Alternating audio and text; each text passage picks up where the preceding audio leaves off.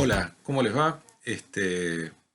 Un gusto estar nuevamente con ustedes. Soy Luis Arana, ya me presenté antes en este encuentro. Me han pedido que comparta con ustedes algunas reflexiones respecto de la comunión de bienes entre los agustinos. Aclaro que todas las opiniones que voy a compartir con ustedes son personales mías, no representan la opinión de nadie más, ni mucho menos de la orden, ni ninguna de sus comisiones o organismos. Entonces, yo creo que reflexionar sobre la comunión de bienes en la tradición agustina importa eh, considerar el tema desde dos dimensiones, la dimensión personal y la dimensión comunitaria. En cuanto a la dimensión personal, creo que el punto de partida es preguntarse si los bienes son buenos o malos en sí mismos. Es un tema que Agustín trata en varios de sus sermones. Eh, Encontré unas citas muy lindas, muy buenas, en un libro que publicó Lavac hará unos 29 años. Nos hiciste, Señor, para ti, Kempis Agustiniano. Eh, las traducciones del latín fueron actualizadas y citas corregidas por un agustino español muy querido que vivió varios años en la Argentina, el padre Miguel Fuertes Lanero. Eh, Hay una cita muy buena aquí del Sermón 11 que dice: ¿posees oro y plata? Cosa buena es, con tal que hagas buen uso de ella, pero no usarás bien si eres malo. Y hay otra cita: el oro y la plata son un mal para los malos y un bien para los buenos, no porque estos metales los hagan buenos, sino porque el oro y la plata se emplean en usos buenos porque han caído en manos buenas. Haz bueno tu corazón y buena será la obra que de él proceda. Por ello extirpa la codicia y planta en él la caridad. Entonces, los bienes eh, no son el uso que toda la creación es buena. El uso que hagamos de los bienes no dependen de una cualidad intrínseca de los bienes. La valoración moral de su uso viene de nuestro corazón, del afán, de la actitud que tengamos en ese uso.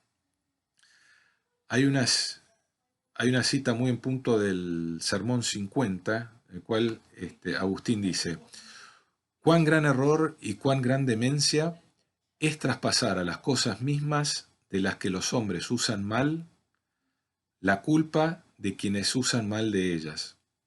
La repito: cuán gran error y cuán gran demencia es traspasar a las cosas mismas de las que los hombres usan mal la culpa de quienes usan mal de ellas.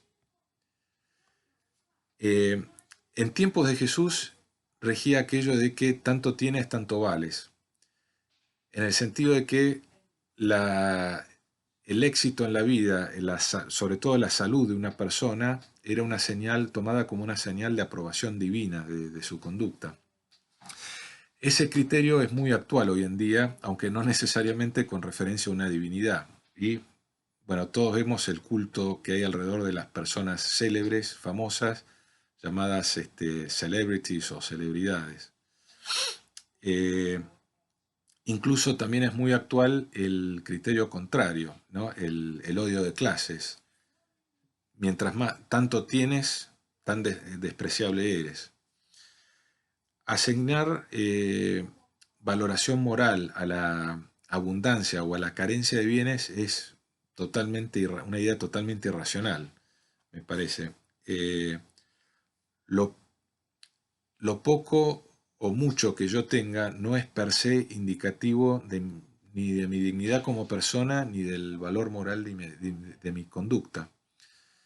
Y en esto hay una versión a veces idealista de la pobreza, de la carencia de medios, en la cual se ve a la persona sin medios como en estado puro o incorrupta por los bienes materiales, que es un poco irreal, ¿no? Porque para ser codicioso no hace falta tener mucho. Una persona sin medios puede ser muy codiciosa, tener un afán desmedido por las riquezas.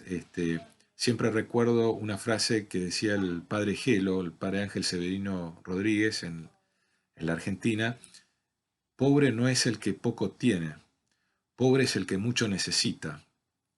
¿Mm? Podemos tener grandes carencias teniendo muchos bienes materiales. Hay dos ilustraciones muy buenas sobre este punto, me parece, que las menciono muy al pasar.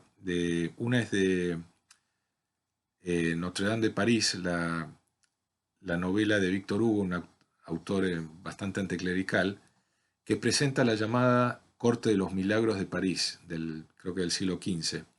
La Corte de los Milagros era el grupo de gente que vivía, en los hechos era creo que era un área de París, pero en la novela es un grupo de gente que desposeída, que vive de la limosna en la zona frente a la Catedral de Notre Dame.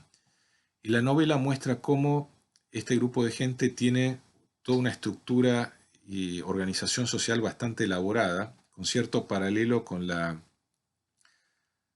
nobleza y la clase dirigente de Francia. Incluso tienen un líder a manera de rey. Y lo que se lee y en el curso, en la trama, muestran actitudes tan mezquinas como se veían a algunos sectores de la nobleza. Lo que uno lee entre líneas en la novela es que ser bueno o malo no depende de la clase social a la que uno pertenezca. Un poco de esto también aparece en la Comedia Humana de Balzac, donde se presentan gente de diversos sectores sociales, todos con virtudes y defectos. Bueno, esto en cuanto a la dimensión personal.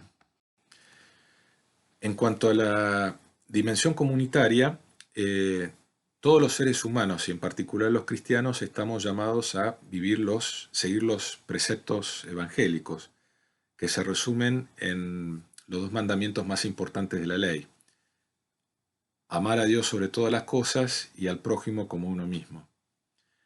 Pero algunas personas, por vocación especial, unida a una decisión personal, eh, inician una búsqueda de perfección de vida a través de una imitación más peculiar de la vida de Cristo. Y esto a través de los 3 votos de la vida religiosa consagrada: votos de castidad, pobreza y obediencia. En lo que toca al tema de hoy, de la comunión de bienes, el más relevante es el de la pobreza, que consiste en un desapego de los bienes materiales en búsqueda de una libertad interior, de volverse dueño de uno mismo. Y aquí tengo que hacer una advertencia.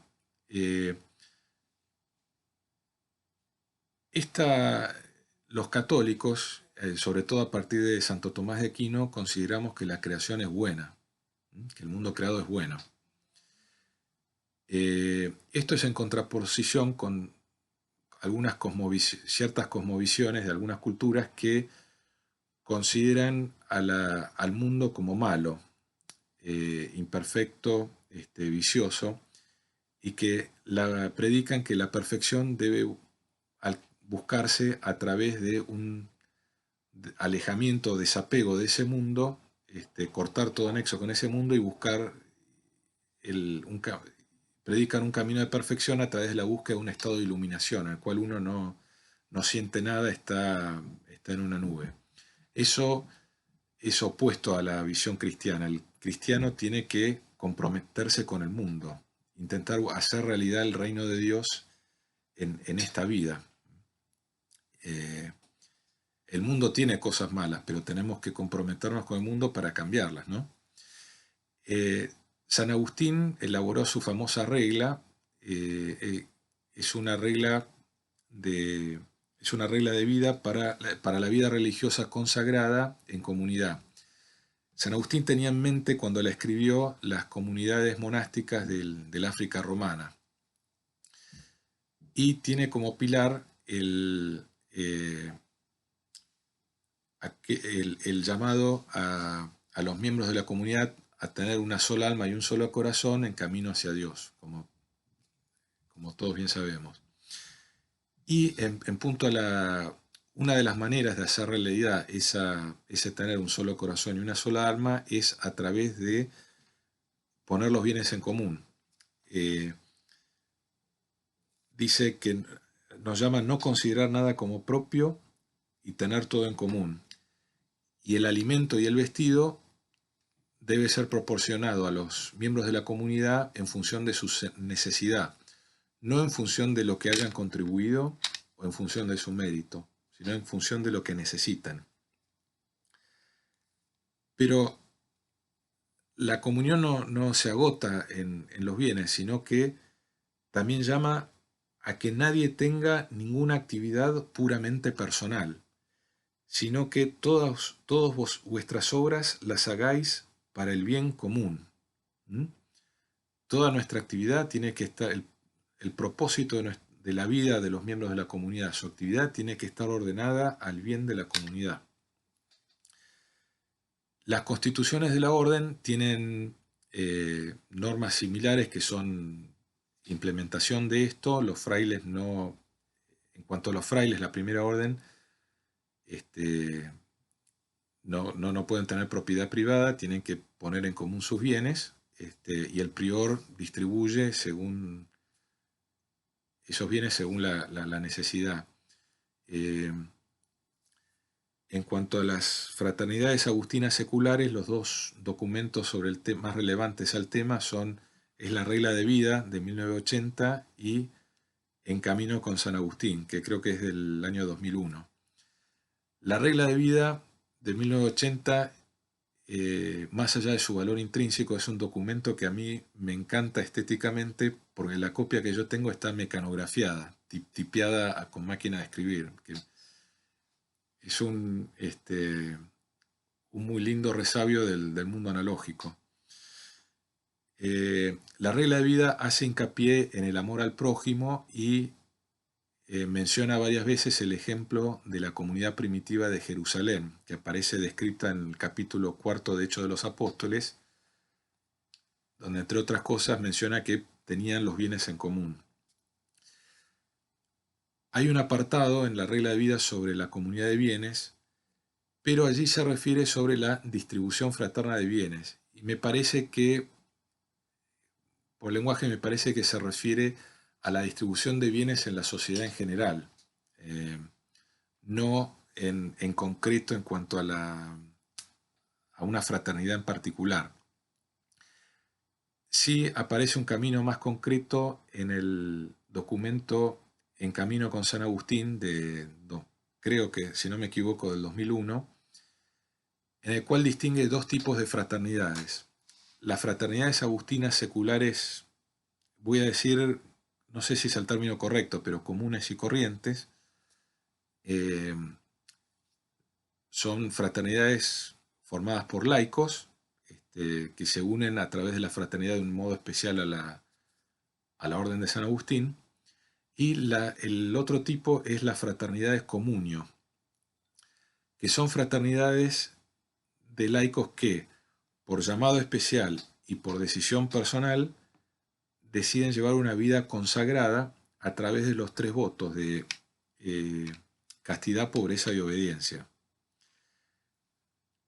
Debo confesar que nunca escuché hablar de ninguna fraternidad comunio en concreto. El único ejemplo que conozco es el de un grupo de mujeres aquí en el Reino Unido, en la provincia de San Juan Stone de Inglaterra, que están en proceso de formar una fraternidad comunio. Los lidera una señora de la comunidad de Clare Priory en Suffolk, es una señora alemana, se llama Barbara Sierp, y creo que uno de los temas que están analizando, considerando, es cómo implementar, llevar a cabo la comunión de bienes. Ahí también sé que hay otro grupo de mujeres en los Países Bajos que no están en un proceso tan avanzado, pero están también con esa idea en la mente. El grupo de aquí de Inglaterra se llama Hijas de Jerusalén, Daughters of Jerusalem. Así que bueno, vamos a ver si se concreta. Pero para el resto de las fraternidades, como no viven en comunidad, la comunión de bienes no va a materializarse como lo describe la regla de San Agustino o las constituciones, porque cada uno está llamado a tener su propia vida y subvenir a sus necesidades con sus propios medios. En lo que tal vez la comunión de bienes se da en la dimensión de la caridad fraterna. Desde luego, si hubiese gente en una fraternidad que quisiese explorar la comunión de bienes, creo que les cabe o pensar en el modelo de la fraternidad comunio o si quieren constituir de alguna manera una comunidad. Lo que pasa es que la constitución de una comunidad, y yo esto hablo con conocimiento de causa, porque conozco el caso de un grupo de amigos que quisieron hacer algo parecido en la Argentina hace como 25 años, es muy difícil sin tener una estructura grande detrás que asegure una continuidad en el tiempo. Sí, no es muy difícil. Eh, la última idea que quisiera recalcar, tal vez tocante a esto, es que la comunión de bienes no es simplemente que nos juntamos, organizamos nuestra vida formalmente y ya está. En esto se aplica el llamado de San Agustín en su regla, a tener una sola alma y un solo corazón en camino hacia Dios. No es la comunión de bienes no presupone un mero conglomerado de personas, un consorcio, un condominio de mera titularidad.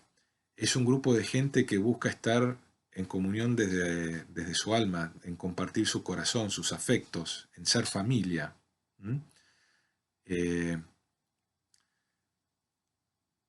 Por eso tal vez esa es la principal base y el punto de partida a cualquiera de estos esfuerzos.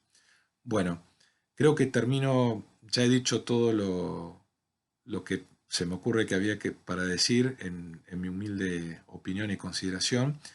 Espero que estas reflexiones sean útiles, espero no haberlos aburrido y que el, el resto del encuentro sea fructífero, cosa que descuento, y espero encontrarlos en algún encuentro virtual o eventualmente en algunos años en el próximo Congreso Internacional de Laicos Agustinos. Un cordial saludo para todos. Adiós.